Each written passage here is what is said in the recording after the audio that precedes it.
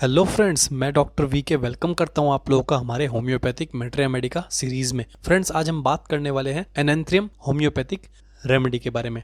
तो बहुत ज़्यादा इंपॉर्टेंट रेमेडी है फ्रेंड्स। बहुत कम मेट्रिया मेडिका है जिसमें ये रेमेडी दी गई है, बट इसकी इंपॉर्टेंस को अगर आप जानेंगे तो आप देखेंगे कि बहुत ज़्यादा इंपॉर्टेंट एक रेमेडी है। तो चलिए फटाफट स्टार्ट करते हैं। सबसे पहले बात करेंगे इसके की यूजेस की, उसके बाद हम इसकी रेमेडी प्रोफाइल में चलेंगे फ्रेंड्स और जानेंगे कि क्या पेशेंट के अंदर मेंटल सिम्टम्स पाए जाएंगे, क्या फिजिकल सिम्टम्स पाए जाएंगे और क्या पेशेंट की मोडालिटीज़ रहेगी, और अंत में एक ओवरव्यू करेंगे।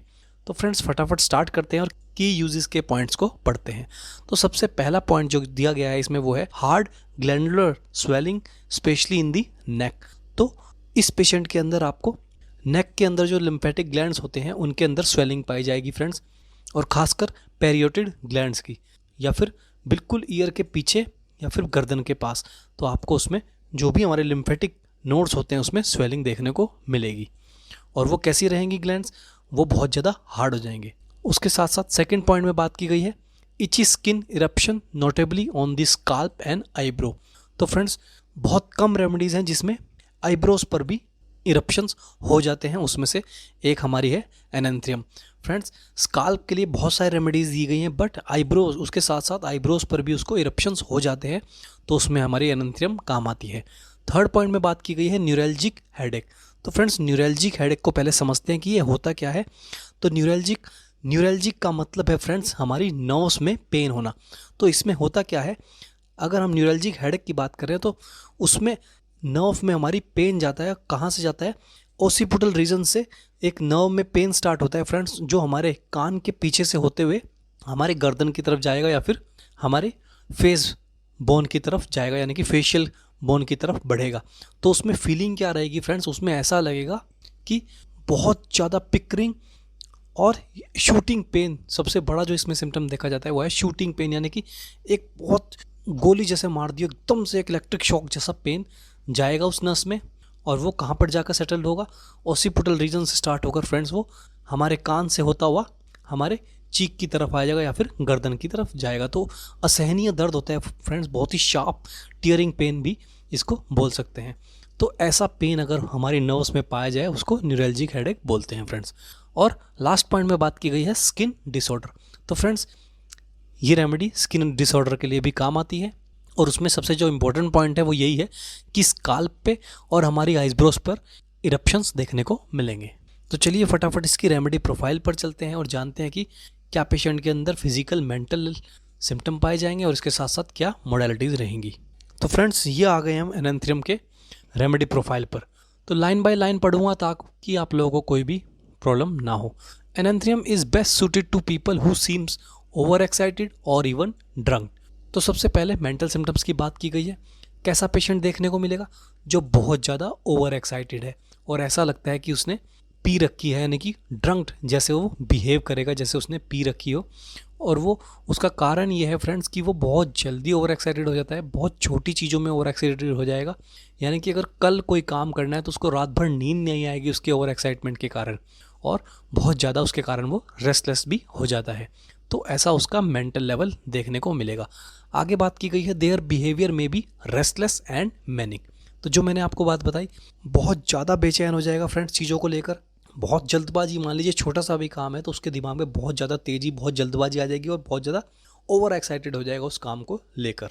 और उसके साथ साथ वो मैनिक, यानी कि ऐसा बिहेव करेगा जैसे थोड़ा सा पागलों के टाइप का, या फिर बचपना बोल सकते हैं कि एकदम से उसके अंदर बचपना आ जाएगा, जैसे बच्चों को कोई चीज़ चाहिए तो चाहिए, इस प्रकार से उसका बिहेवियर हो जाएगा फ्रेंड्स कि ये काम करना है तो करना है, किसी भी हाल में उसको लेकर वो बेचैन हो जाएगा, रेस्टलेस हो जाएगा। तो ये तो हमें पता लग गया उसके mental symptoms.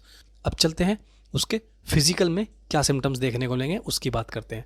The remedy is typically prescribe for the skin disorder for hard glandular swelling specially in the neck. तो फ्रेंड्स ज़्यादातर ये स्किन डिसऑर्डर के लिए प्रिस्क्राइब की जाती है, और उसके साथ साथ हार्ड, बहुत ही सख्त ग्लैंडुलर स्वेलिंग, और वो कहाँ पर देखी जाएगी? स्पेशली इन दी नेक, गर्दन पे बहुत ही हार्ड हमारे ग्लैंड्स इन्फ्लेम्ड हो जाते हैं। आगे पढ़ते हैं। It is use for itchy skin eruption notably on the scalp and eyebrow and particularly if accompanied by herpes और वॉर्टी ग्रोथ्स।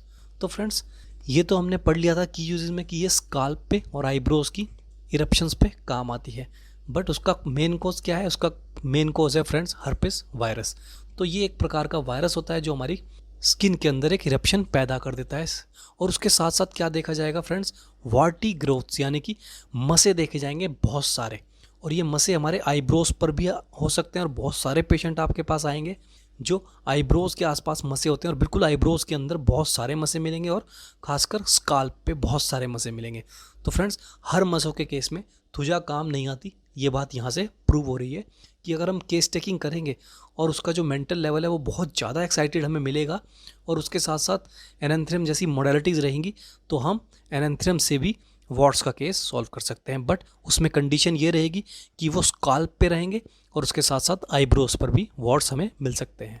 चलिए आगे एक बार पढ़ लेते हैं। एनेंथ्रियम में also be given to is neuralgic headache with a sensation of the facial bone being crushed।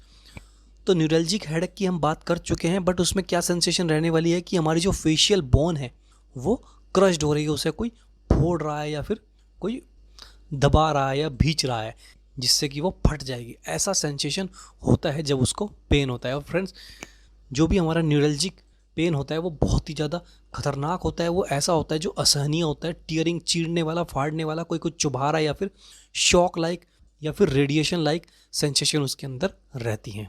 तो इस केस में हमें क्या फील हो रहा है कि फेशियल बोन बीइंग क्रश्ड, कि हमारी जो फेशियल बोन है वो क्रश्ड हो जाएगी, ऐसा पेशेंट आप लोगों को बताएगा। तो फ्रेंड्स, ये तो हमने बात कर ली उसके मेंटल लेवल की एंड फिजिकल लेवल की। अब चलते हैं सबसे इंपॉर्टेंट पॉइंट पर, जो कि है मोडेलिटीज़, कि सिम्टम में एग्रावेशन कब हो रहा है एंड एमलिरेशन कब हो रहा है। तो फ्रेंड्स, एनेंथ्रियम के केस में जो मोडेलिटीज़ हैं बहुत ही डिफरेंट मोडेलिटीज़ हैं। सिम्टम बेटर कब हो रहे हैं? Few hours after drinking coffee. तो फ्रेंड्स, जैसा कि आप लोग जानते हैं, कॉफ़ी में कैफ़ीन पाया जाता है, और कैफ़ीन हमें और ज़्यादा, हमारी नर्व्स को और ज़्यादा एक्साइटेड कर देता है, हमारे ब्रेन्स के जो न्यूरॉन्स हैं उनको और ज़्यादा एक्साइटेड कर देता है। तो आप लोग सोच रहे होंगे कि कॉफ़ी से इसको आराम कैसे मिलता है। तो फ्रेंड्स, अगर हम लाइन को ढंग से पढ़ें तो हमें समझ आएगा, few hours after drinking coffee. तो कॉफ़ी पीने के कुछ घंटे बाद उसको आराम मिलता है। तो फ्रेंड्स, ज़्यादातर कॉफ़ी स्टूडेंट लोग पीते हैं कि रात को हमें नींद ना आए और कंसंट्रेशन बनी रहे। तो कंसंट्रेशन बनी रहे कि कॉफ़ी के अंदर कुछ ऐसी चीज़ें होती हैं फ्रेंड्स जो हमारी न्यूरॉन्स को थोड़ी देर में स्थिर कर देते हैं, एकदम स्टेबल कर देते हैं, जिससे हमारा कंसंट्रेशन बना रहता है। तो जैसे वो कॉफ़ी पिएगा वो बहुत ज़्यादा एक्साइटेड हो जाएगा फ्रेंड्स, बट कॉफ़ी पीने के कुछ घंटे बाद उसके अंदर एक स्थिरता आ जाएगी, उसका दिमाग थोड़ा सा स्टेबल हो जाएगा, इतना ज़्यादा ओवर एक्साइटेड नहीं होगा। इसीलिए उसको कॉफ़ी के कुछ घंटे बाद आराम मिलता है। तो एग्रावेशन कब होता है? फॉर मूवमेंट और इमीडिएटली आफ्टर ड्रिंकिंग कॉफ़ी। ये देखिए, यहीं से हमारी बात प्रूव हो गई फ्रेंड्स कि जैसे ही वो कॉफ़ी पीता है उसको तुरंत के तुरंत एग्रावेशन हो जाएगा, यानी कि वो और ज़्यादा ओवर एक्साइटेड हो जाएगा, और ज़्यादा बेचैन हो जाएगा। अगर काम कल होना है तो वो सोचेगा कि मैं रात को इसे कर लूँ, इस तरीके से हो जाएगा कॉफ़ी पीने के बाद। उसके कुछ घंटे बाद उसका माइंड स्थिर हो जाएगा, स्टेबल हो जाएगा, कंसंट्रेट हो जाएगा। तो इसलिए उसको कॉफ़ी पीने के कुछ घंटे बाद आराम मिलता है, और कॉफ़ी पीने के तुरंत बाद एग्रावेशन होता है। और मूवमेंट से, यानी कि जितना ज़्यादा वो मूवमेंट करेगा उतनी ज़्यादा उसके दिमाग की बेचैनी बढ़ेगी। तो इसमें मेन थीम क्या समझ आ रही है फ्रेंड्स, कि उस पेशेंट के दिमाग के अंदर इतनी ज़्यादा बेचैनी है, इतनी ज़्यादा ओवर एक्साइटमेंट है कि वो अपने आप को भी नहीं संभाल सकता, और वही ओवर एक्साइटमेंट उसका कहीं ना कहीं उसके अंदर न्यूरल्जिक हेडेक पैदा करती है फ्रेंड्स। तो ये था इसका एक ओवरऑल केस फ्रेंड्स, कि एनेंथ्रियम का पेशेंट कैसा हो सकता है। आशा करता हूँ आप लोगों को रेमेडी समझ आई होगी फ्रेंड्स। बहुत इंपॉर्टेंट रेमेडी है, बहुत कम मेट्री रेमेडिका में दी गई है, तो इसे छोटी रेमेडी मत मानिएगा। बहुत सारे आपके पास केस आने वाले हैं जो आपके स्काल्प पे मसे होंगे, आईब्रोज पर मसे होंगे, और उसके साथ साथ बहुत ज़्यादा ओवर एक्साइटमेंट मिलेगी। और न्यूरल्जिक हेडेक के केस तो बड़े बड़े डॉक्टर्स भी सॉल्व नहीं कर पाते फ्रेंड्स। तो ये रेमेडी बहुत इंपॉर्टेंट है अकॉर्डिंग टू मी। तो फ्रेंड्स, ये थी आज की वीडियो। कल आपसे फिर मिलेंगे एक नई रेमेडी के साथ, तब तक के लिए धन्यवाद।